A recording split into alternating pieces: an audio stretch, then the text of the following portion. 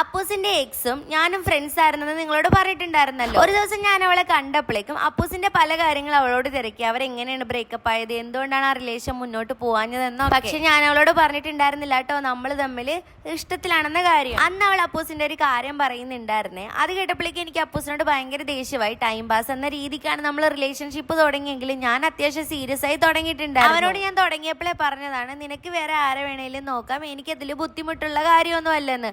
പക്ഷേ കാര്യത്തോട് അടുക്കുമ്പോഴല്ലേ സീനാകുന്ന കാര്യം നമുക്ക് മനസ്സിലാകത്തുള്ളത്. പോസസീവ്നെസ്സും ദേഷ്യവും എല്ലാം കൊണ്ട് ഞാൻ അപ്പൂസിനോട് നല്ല രീതിക്ക് ദേഷ്യപ്പെട്ട് അന്ന് അപ്പൂസിനെ ഫുൾ ബ്ലോക്ക് ചെയ്ത് വെച്ച്. ഇങ്ങനെ ഒരു സിറ്റുവേഷൻ വരുമ്പോൾ അപ്പൂസിനെ മാത്രം ബ്ലോക്ക് ചെയ്തുകൊണ്ട് കാര്യമില്ല കേട്ടാ. അപ്പൂസിനെയും സച്ചിനെയും വർഷേനെയും എല്ലാത്തിനും ചേർത്ത് ബ്ലോക്ക് ചെയ്യണം. കാരണം ഇവളുമാരെ എല്ലാത്തിനും ഫോണിൽ നിന്ന് എൻ്റെ നമ്പറിലേക്ക് കോൾ വരും. അതുകൊണ്ട് ഞാൻ എല്ലാത്തിനും നിരത്തി പിടിച്ച് ബ്ലോക്ക് ചെയ്തതേ. പിറ്റേ ദിവസം രാവിലെ നോക്കിയപ്പോഴേക്കും കൂട്ടുകാരൻ സച്ചിന്റെ വീടിന്റെ വാതിക്ക് വന്ന് നിൽക്കുന്നു. അച്ഛനാണെങ്കിൽ തൊട്ടടുത്തിരുന്ന് TV കണ്ടോണ്ടിരിക്കുവാണ്.